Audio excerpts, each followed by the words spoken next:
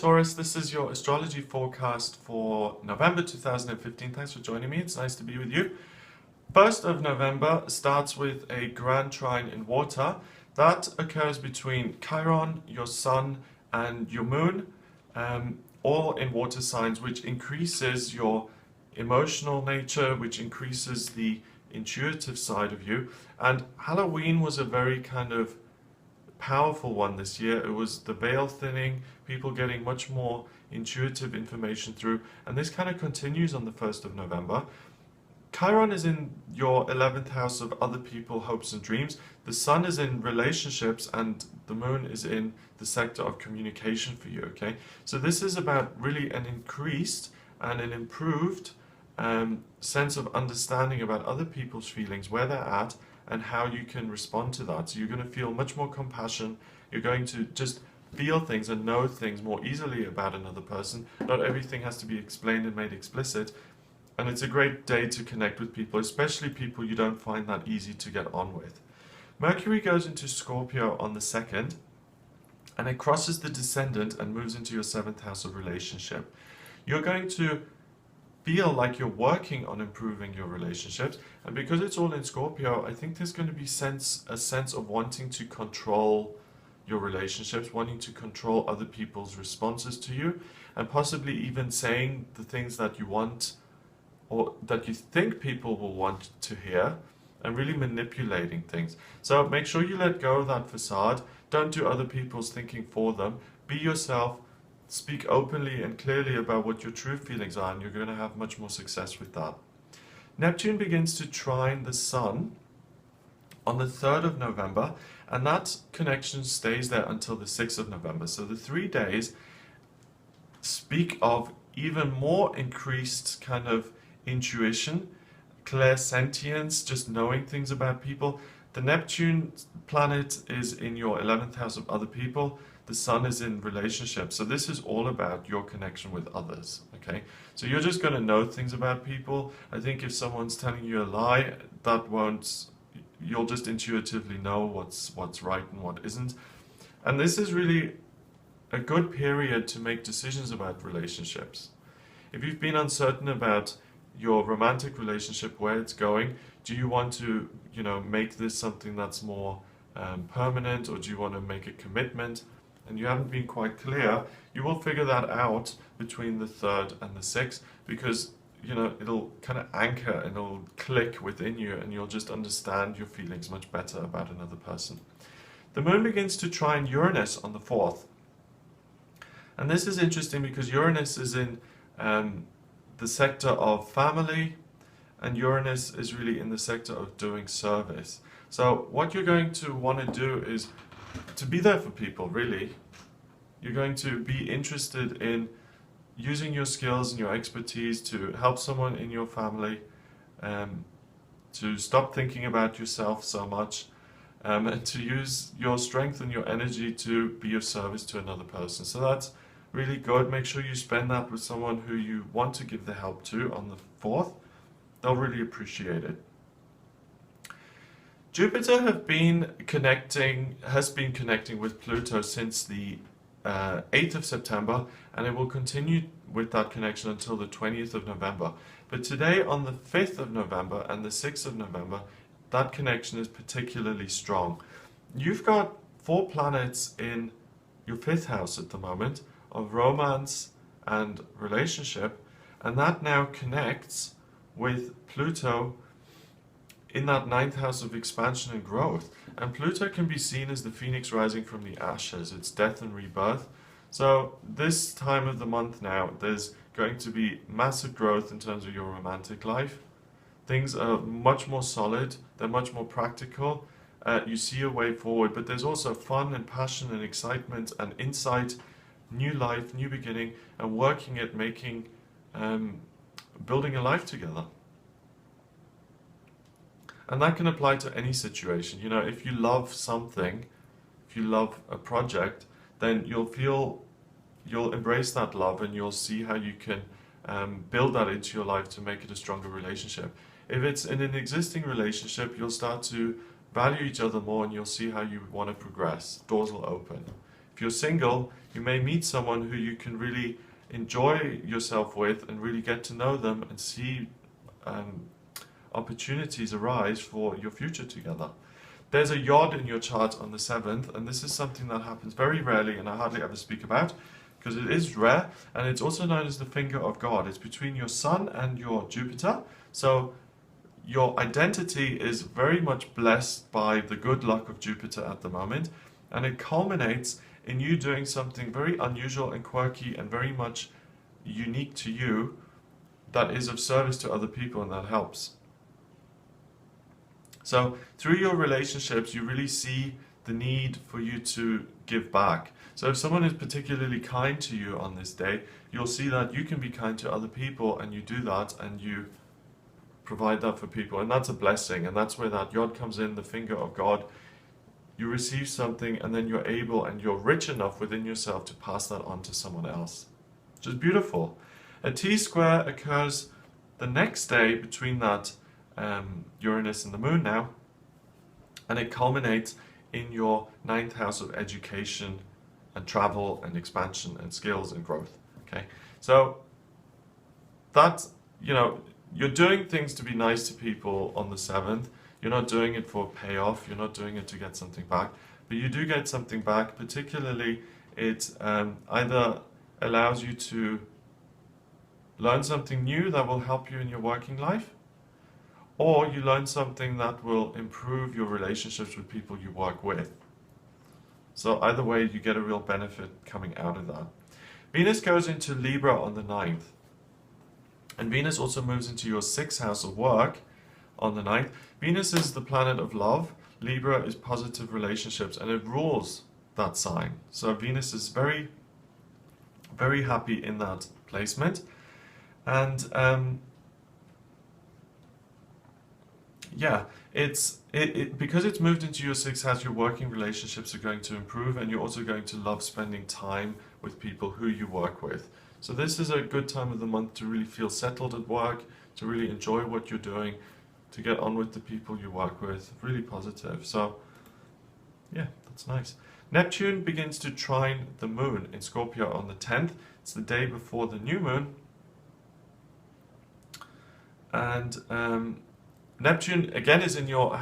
This month really for you, Taurus, is all about your relationships with people at work and also your personal relationships. The moon is now in your 7th, Neptune's in your 11th of friendships, and what happens here is that there's a nice balance between you wanting to just help other people and to be a real do-gooder in a way and to really give of yourself, and now you're also taking a little bit of control back and you feel more at peace or with setting the tone of what a relationship ought to be, of what you think it should be. So you start to kind of navigate things a little bit. It's not sinister, you're not manipulating people, I don't think you're wrapping them around your finger, but I think you're really working to be the kind of person you've wanted to be and to have positive relationships, and it pays off. The new moon does occur the next day on the 11th, and the new moon is in Scorpio in your 7th house. New beginnings in your relationship life. Put lots of energy into that. Have a think about how you want to come across, how you want your relationships to be in future. You can really, really build a solid foundation, a solid structure of how future relationships are going to be. Scorpio can be controlling, and it can be a little bit over intense. And Scorpio is the opposite of your sign. You tend to take control of practicalities, finances, money. You tend to be controlling about that. Scorpio is your complementary sign in many ways because Scorpios control emotions. So when a Taurus starts to apply themselves in that way, it's almost like, what relationships are valuable to me because they benefit me in some way, especially financially. Do you see what I mean?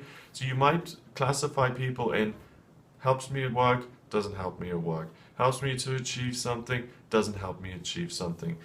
Is good to go out with, useless in a social situation. Okay, so you may want to just be a little bit more gray area rather than totally black and white, because you don't want to box people off and dismiss them, do you? Okay, Jupiter starts to sextile your Mercury and your Sun on the 12th of November, the day after. This is when you have your tongue is like blessed with everything that comes out of your mouth on this day sparkles and glitters and shines and is just wonderful. So the kind of intergalactic poet kind of lands on your shoulder and inspires you, and you have this muse there in front of you, and everything you say is going to be amazing. So write something creative, compose a song or something, say the things that you've always wanted to say to someone. Really, in terms of your words and in terms of your communication, you can do no wrong. It's going to come out perfectly, it's going to appeal to the other person's feelings, and it's going to be the ideal way of expressing yourself. That's the 12th. Mars goes into Libra on the 13th, and Mars is the archetypal male energy. The 6th house is day-to-day work. You really become focused on harmonizing your working life more now. How can I improve my day-to-day life? How can I, minimize an hour commute to maybe half an hour? Or how can I focus on the things that I like doing at work more than the things that I don't like? And also, how can I create more beautiful things through the work that I do? So you're going to, again, in some sense, want to help people, because beauty is in the eye of the beholder. And if you're wanting to create more meaning and beauty, that's always going to be for other people. So, the focus now is on making your working life better. So, if there are any changes you've considered, make them on the 13th. The chart kind of clears out now a little bit. There's like it's very odd, but there's nothing going on between your first house and your fourth house, and that's your first quadrant. So it's almost like, in the old Western movies, those ghost towns, they always had the tumbleweeds blowing. And there's tumbleweeds blowing across your sense of self and your ego and what it is you want. And you're completely swept up and focused on the other people in your life. And I think you're enamored with someone else. Or I think you're enamored with your work, or I think you're enamored with a concept that completely grasps you and makes you lose your own sense of self. So you become dissolved, and you dissolve your sense of self, and you completely immerse yourself in something. So before this day happens, look around and see what it is you love, and allow yourself to go with that process, because it's a beautiful process. Like, I've experienced this in meditations. I did, and I still do, not consistently, unfortunately, a type of meditation called transcendental meditation. And in that meditation, I've had moments where I can't feel myself at all. I'm completely like nothing. I'm completely at one with this cosmic consciousness, and I'm adrift in this sea of universal energy, and there's no me. And there's such freedom. It's like you're released from the bondage of self, and you connect with something much bigger. It's an amazing thing. Tap into that. You'll love it. Okay, on the 16th of November, Jupiter begins to trine Pluto and the Moon and your rising sign, which are all in Capricorn in your 9th house. Okay, there's going to be you're going to learn something new, basically, from all of this fun that you've been having, from all of this love that you've experienced. There's going to be like a phoenix rises from the ashes in terms of your own knowledge, in terms of your own ideas about what you work so hard towards, and what you feel comfortable with in your work. So that's becoming a kind of a theme here in November for you, Taurus. How do I tweak my work? Am I doing the right thing? Can I make things better? Do I want to go in a different direction completely? And that dissolution of yourself has really opened things up for you, I think, yesterday. And now it kind of pushes you into, it's like a flower opening, and it's like, I'll know what I love and what I want to be doing at work more. Which is, wow, that's great. I mean, if everyone on the planet did work they enjoyed, people and the landscape of people would be much different. People would be happier, there'd be less conflict, because a lot of people, unfortunately, still are in jobs that they don't enjoy. Okay, on the 17th, Venus starts to oppose Uranus, and that connection lasts until the 28th of November, so for 11 days. And Venus is, you know, beautiful Aphrodite, the planet of love, goddess of love in mythology. She floats around, she falls in love, and everything's wonderful. Uranus is not wonderful. He's old, very old, and he's negative, and he doesn't listen to instructions, and he's a little bit creepy, and he bites the head of his children. He's not a very nice energy, okay? And Uranus is super, super angry there in Aries, in your 12th house, and it's saying, let's do things totally chaotically, and let's do things even possibly to subvert things. And that meets the goddess of love, and she's just like, oh my goodness, what do I do with this? So, don't focus on the chaos, the internal turmoil that's coming up within you. Focus on how you can apply yourself in a beautifying, helpful way, and don't try and destroy institutions or businesses or leave negative reviews or try and really ruin someone else. Because that's really what Uranus is doing on this day. We all have light and dark within us, and when the dark comes out, if you resent something or if something annoys you, you will want to go after it and destroy it. And you're never angry at something for the reason you think. That's from the Course in Miracles, and it's really true. And that it just reminds me, that was highlighted for me yesterday. I was, on YouTube, there's the hashtag thing popular on YouTube right now, and popular on YouTube in the United Kingdom. And I was going through that and seeing what's very popular. And there was a video by this gamer called PewDiePie. And I watched that, and my instant reaction was very negative because he reminds me in some way of my brother. And it brought up a lot of negativity for me. But it's not PewDiePie's fault, however I say that name. It's not his fault that I've got issues with my brother, is it? So that's the kind of energy I get. Don't destroy something because you're destroying something that isn't meant to be destroyed, because I think something's going awry here on this day. So just watch out. That energy lasts until the 28th of November. So just kind of reel in your anger a little bit and don't go out on this kind of crusade, because it will cause more problems for you ultimately. Now on the 19th, the moon, it starts to square a lot of activity in your 7th and 8th houses. And really, I think what happens on the 19th is that you learn some lessons in your working life via other people that, again, is going to feel very uncomfortable, and that's going to cause conflict. And you're going to have to reevaluate the way you interact with people maybe, or the way you do something about your work, but it's going to come from external sources and you're going to be taught. So be teachable. Get your little hat on, that you can learn something. Whenever we learn something, we benefit from it.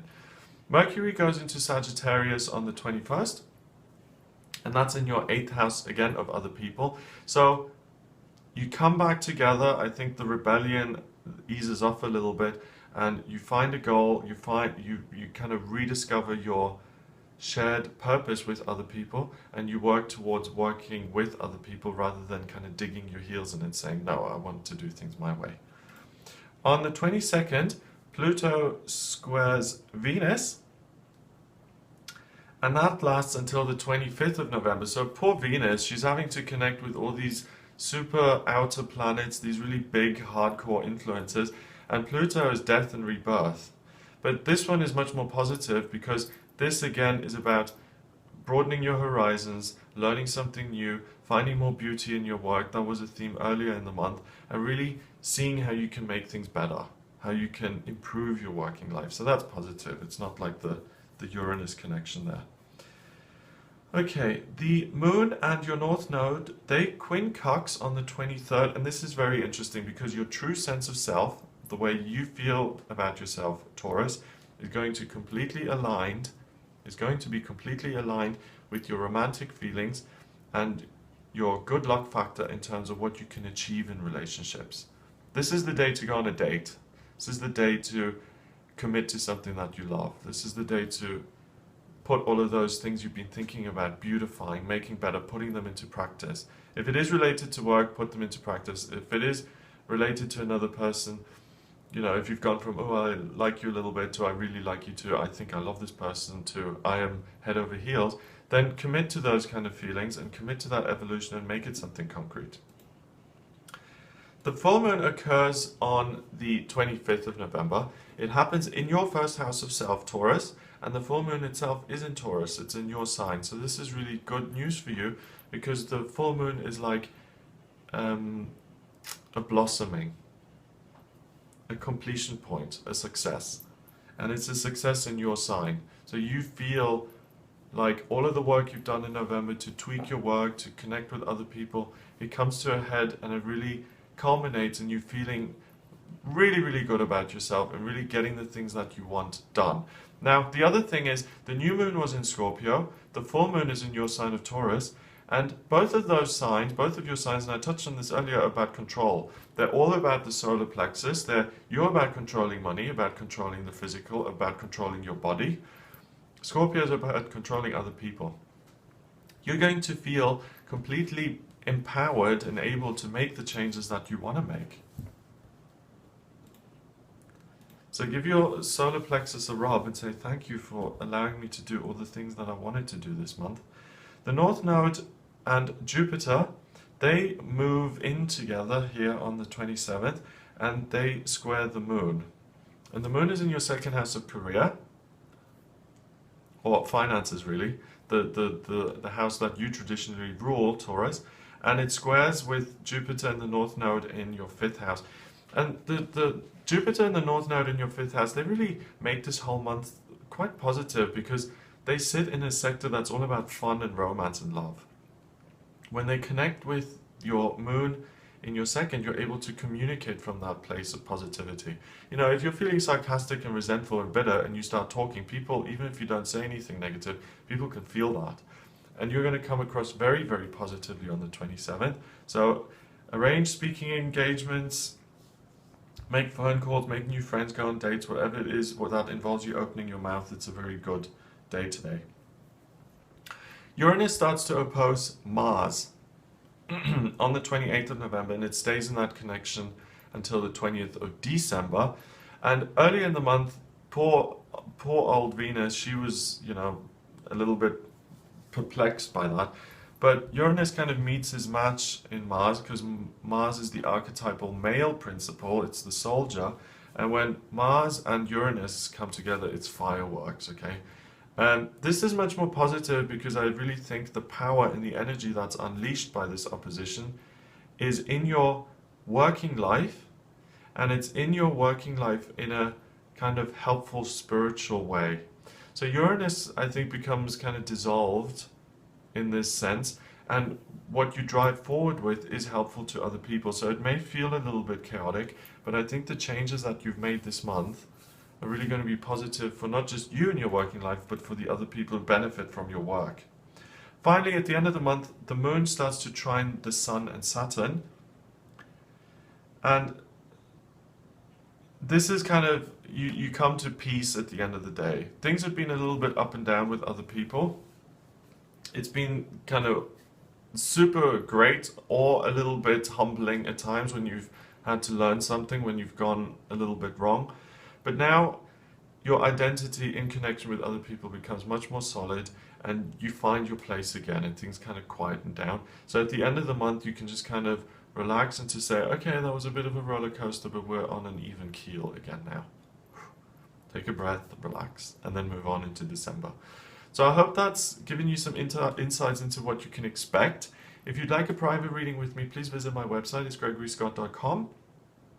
If you click on the Readings tab, you'll see the types of readings that I offer: astrology, tarot, and numerology. Please remember to subscribe to the channel, and I'll speak to you soon.